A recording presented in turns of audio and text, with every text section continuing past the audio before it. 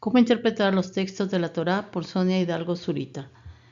Le he puesto como título Bereshit o Génesis porque después de la introducción que voy a hacer para darte las claves para interpretar las escrituras, empezaremos a tratar de descifrar estos textos.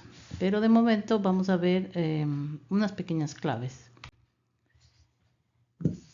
En la imagen tenemos Génesis Bereshit y a la derecha pone Sefer Bereshit, que significa el libro, Bereshit o el libro del Génesis. Para hacer mis clases las hago con este formato, por lo menos para las clases para aprender a leer y escribir el hebreo, en donde copio el texto tal y cual está en la Torá. Lo copio con los puntos de Nikudot o vocales, porque cuando lo transcribo no tengo, en mi ordenador no tengo las letras y no las puedo reproducir tal y cual. Entonces simplemente copio y luego está en azul, está escrito la transliteración y debajo es el significado. Entonces la transliteración del texto sería Bereshit bara Elohim et ha-shamayim ve'et haaretz, que significa en el principio creó Dios el cielo y la tierra. Es decir, que el texto en hebreo tiene una transliteración, una traducción, pero la interpretación o significado de los versos no sabemos exactamente. Solo podemos tratar de entender según lo que pone la traducción. Entonces, como te decía, este es el formato que uso para mis clases, en el que copio literalmente letra por letra. Por ejemplo, la B, la Resh, la Aleph, la Shin, la Yud y la Tav. Bereshit. Y debajo pongo la letra latina y el valor numérico, que es importante. He pensado que si ya estoy haciendo este trabajo, y por qué no dejar el valor numérico, porque simplemente con la gematría en un futuro se podrá saber qué palabra se corresponde con otra palabra. En gematría, si dos palabras tienen el mismo valor numérico, se corresponden o tienen algo que ver una con la otra. Entonces por eso me tomo este trabajo de hacerlo, que ahora es un poco, pues, que ocupa bastante tiempo, pero que al final, si se llega a hacer un libro, pues va a aportar bastante. No he encontrado un diccionario completo que ponga cada palabra con la gematría. Simplemente hay glosarios o diccionarios con muchas palabras, pero no todas. Entonces mi idea es al final tratar de hacer un compendio sobre gematría o numerología. Bueno, y si vemos estos textos a los que no sabemos el hebreo o sabemos muy poco, pues se nos complica mucho entender. Y podríamos pasarnos toda la vida sin llegar a entender el verdadero significado oculto que tiene cada libro de la Torá o libros antiguos. Pero hay una parte del Zohar que nos explica el secreto para interpretar. Según el Zohar, la Cábala es esencial para el estudio de la Torá. Esta, a su vez, puede interpretarse de 4 maneras. Es decir, que para poder interpretar la Torá y los escritos tienes que saber Cábala. Muchas personas dicen que es al contrario, que primero tienes que haber leído la Torá y leer ¿cómo es? El Talmud y la Gemara y todos estos textos para después aprender la Cábala. Esto no es muy lógico, no estoy criticando a nadie, pero ¿cómo vas a entender algo que no sabes de qué se trata? Pero en cambio la Cábala sí que te enseña las pautas y te da muchos trucos para entender los textos, sobre todo el Zohar. Entonces, se puede interpretar de 4 maneras la Cábala y el Zohar. Primero, Peshat, que es la interpretación simple y directa del texto. Es decir, que tú lees, en el principio creó Dios los cielos y la tierra, punto. Eso es lo que pone el texto y así hay que entenderlo. La segunda forma se llama Remesh, que es el significado alegórico. Es decir, que mediante comparaciones puedes llegar a comprender un texto. Por ejemplo, creó Dios los cielos. ¿Qué es el cielo? El cielo pues te da una idea enseguida del cielo y puedes ver la imagen del cielo en tu mente o en directo. Entonces sería alegórico, ¿no? A lo que se está refiriendo en simbología. Tercero, derash, analizar comparativamente otras palabras. Para eso es importante la gematría, porque si al final sumamos una palabra, por ejemplo, bara, que significa creo, tenemos bet 2, resh 200 y alef 1, sumamos esto, sería 203. Buscaríamos en un diccionario otra palabra que tenga este mismo valor numérico 203 y podríamos relacionarlas. Entonces podríamos comparar las dos palabras. Y la cuarta forma de interpretar es el sot, es el significado esotérico o secreto de la cábala. En la imagen puedes leer bara Elohim, creó. La traducción es el Dios, pero Elohim en realidad es en plural, significa dioses. Entonces aquí ya podríamos estar interpretando como todo el mundo lo hace, bara Elohim, creó Dios, pero ¿qué tal si después de bara, o sea, después de bara pongo 2 puntos y entonces ya sería creó dioses y los cielos y la tierra? O sea, solo con un signo cambiado ya podríamos interpretar de diferente manera. O podríamos decir creó a los dioses. No sabemos exactamente. Bueno, pero al parecer el secreto para interpretar se perdió con el pasar de los tiempos. Pero déjame decirte que los sabios de la antigüedad dejaron bien guardadas esas claves para entender los textos sagrados. Empecemos analizando la división de los textos de la Torá. Entonces, la tradición de la Torá se divide en dos, en lo que es el texto mismo y la explicación del texto. O sea, se divide en dos partes. La explicación del texto es la parte espiritual del texto, mientras que el texto sería la parte material, lo tangible, lo que se ve, lo que se escribe. El texto es la forma de escribir, el significado y el cuerpo, que está dentro de lo que se llama Masorá. Dentro de la segunda parte, que es la explicación del texto tenemos la ley, normas, costumbres, ceremonias y la vida civil, que se divide en la Mishnah y la Gemara. La Mishnah es la tradición, es Moisés y son los profetas. Y la Gemara es el comentario de la tradición, es la jurisprudencia, o sea, las leyes. Estas dos están condensadas dentro del Talmud, que es el código general de la ley. Así que si alguien te pregunta qué es el Talmud, se puede contestar directamente. Son dos partes de libros, que es la Mishnah y la Gemara. Está todo dentro de la ley. Y luego, bajo la explicación del texto, teníamos, digamos, la ley y la doctrina secreta, que sería la filosofía oculta y el esoterismo. Esto comprende la cábala. La cábala se divide a su vez en teórica y práctica.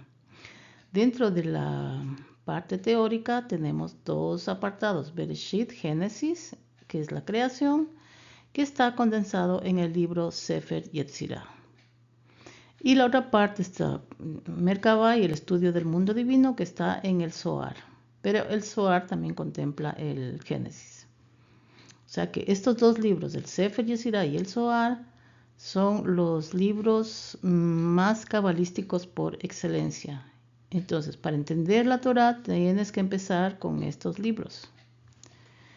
Bueno, dentro de la Cábala habíamos dicho que está la parte teórica y la práctica. La práctica comprende la simbología, que es el tarot, son unas cartas con imágenes, y la gematría, que como ya dije, son los números o valores numéricos de las palabras. Está en la témura y el notaricón. No me voy a extender a explicar cada parte porque creo que se podría hacer otro vídeo con cada uno. Pero de momento lo que he hecho es hacer un cuadro haciendo la división de lo que es la Torá. Y bueno, dentro de la práctica, cábala práctica, están los manuscritos mágicos de Salomón, que son las clavículas de Salomón. Que hay varios libros de eso y que estoy haciendo una investigación y quiero llegar a conclusiones, pero creo que tiene mucho que ver con el tarot. Bueno, por más que leamos un texto 1.000.000 de veces, muy difícilmente podremos interpretar su significado. Solo podemos tratar de entenderlo. Para eso está el secreto de las letras hebreas. Como dije, los sabios guardaron bien las claves en un juego muy singular que ha pasado por generaciones a la vista del público, porque es sabido, si quieres ocultar algo, tienes que hacer circular para que todo el mundo lo vea, y de esta manera pareciera que no es importante. Estas claves fueron guardadas por las sociedades herméticas y no son más ni menos que los arcanos del tarot.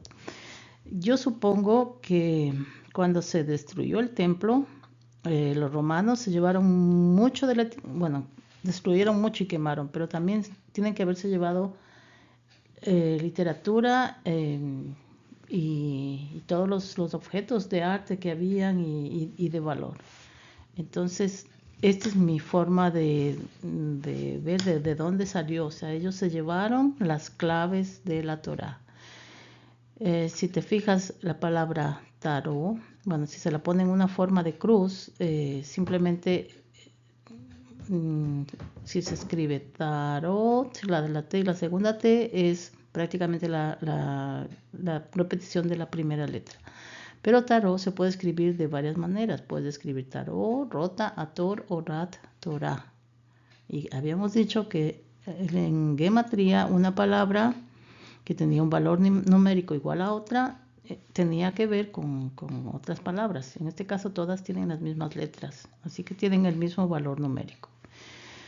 Bueno, finalmente aquí puedes ver una parte del texto del verso número 1 de Bereshit que pone Et Hashamayim, que significa y los cielos. No podemos interpretar más nada que los cielos y punto.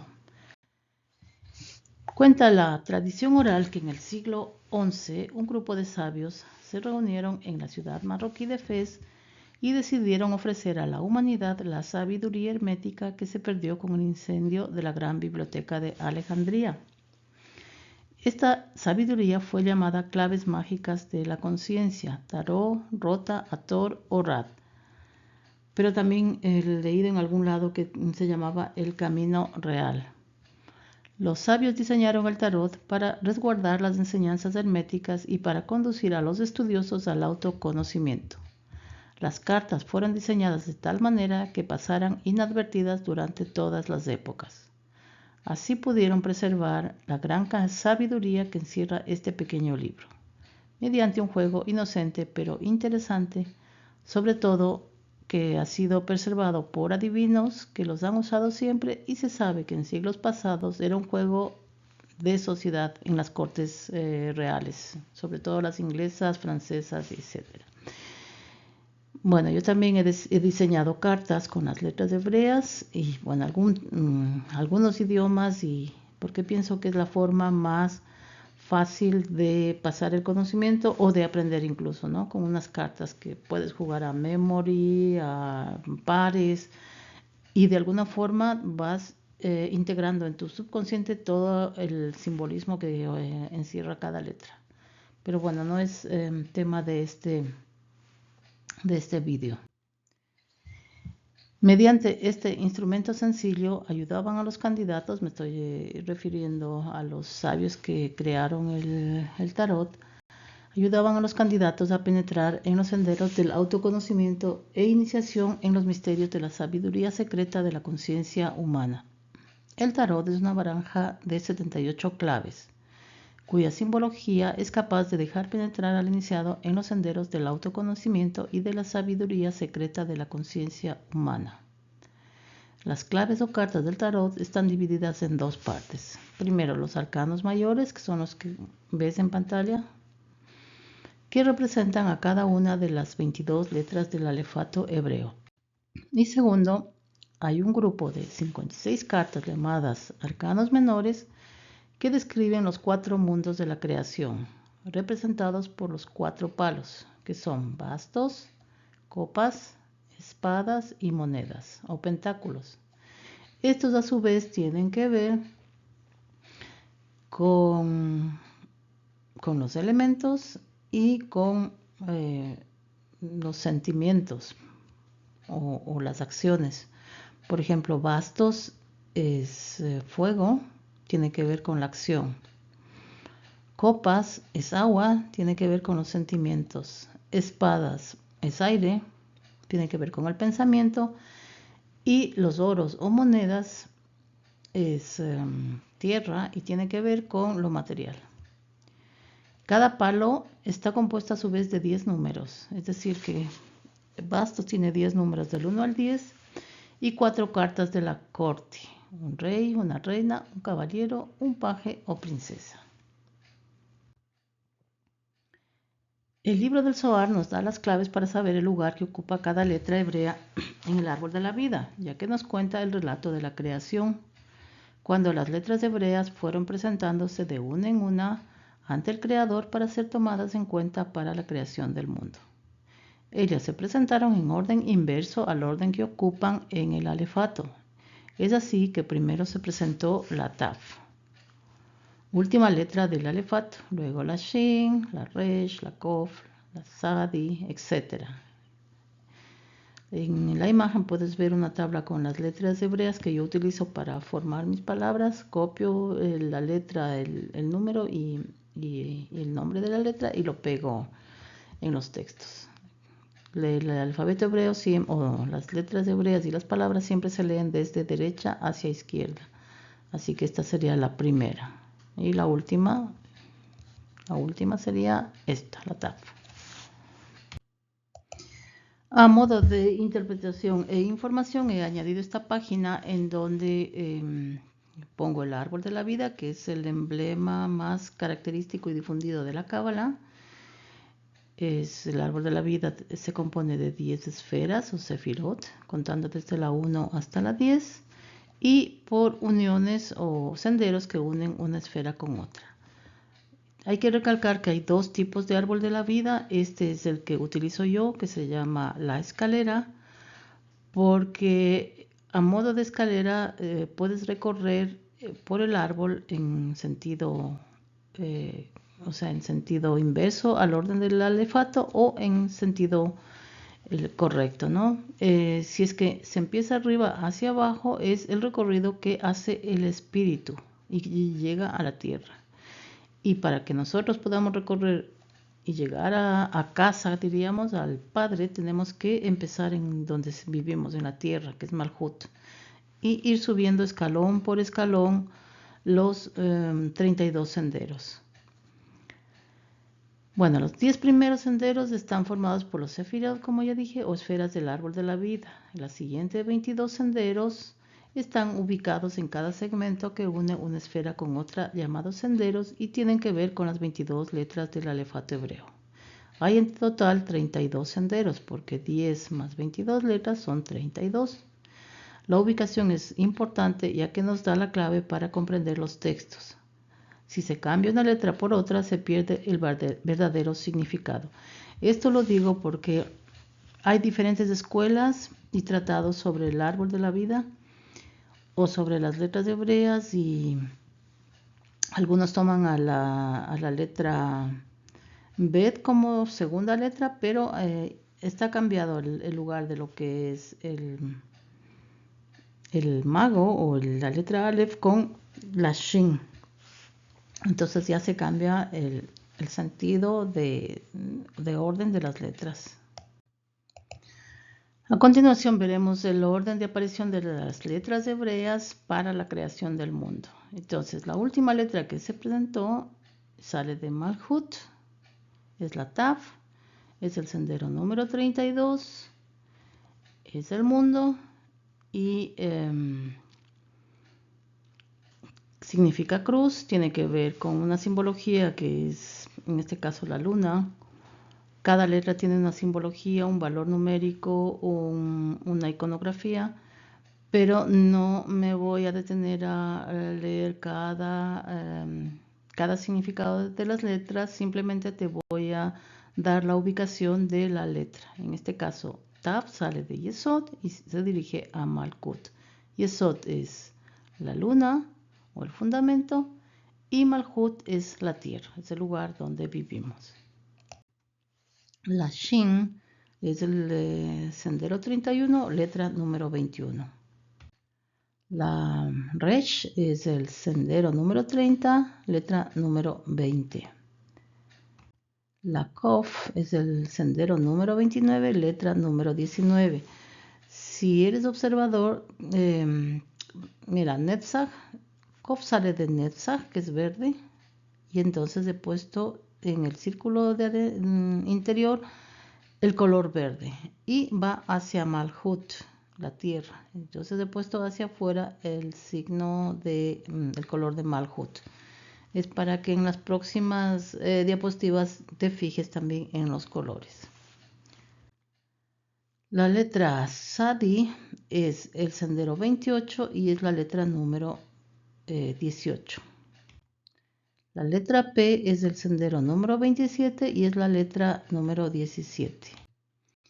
La letra Ayin es el sendero número 26 y es la letra número 16. Samek, sendero 25, letra 15. Nun, sendero 24, letra 14. Mem, sendero 23, letra 13. Lamet, sendero 22, letra 12. Kaf, sendero 21, letra 11. Yud, sendero 20, letra 10.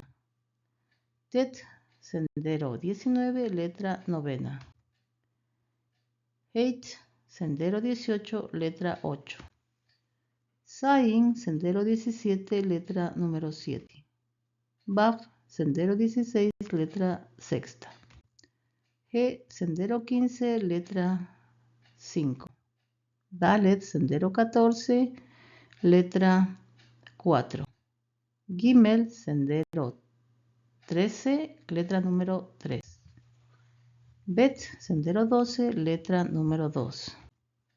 Y Aleph, sendero 11, letra número 1. Y entonces, este es el 11, el sendero 10 sería Malkut, el 9 Yesod, 8 es Hot, 7 es Netzach, 6 es Tiferet, 5 es Gogurah, Hesed es 4, Binah es 3, Jokmah es 2 y Keter es el primer sendero. Ahora que sabemos el orden de las letras hebreas, trataremos de interpretar el primer verso del Génesis. En realidad, esto lo haremos en una clase siguiente. Esto es a manera de introducción para poder entender el texto. Continuaremos. Gracias por tu atención.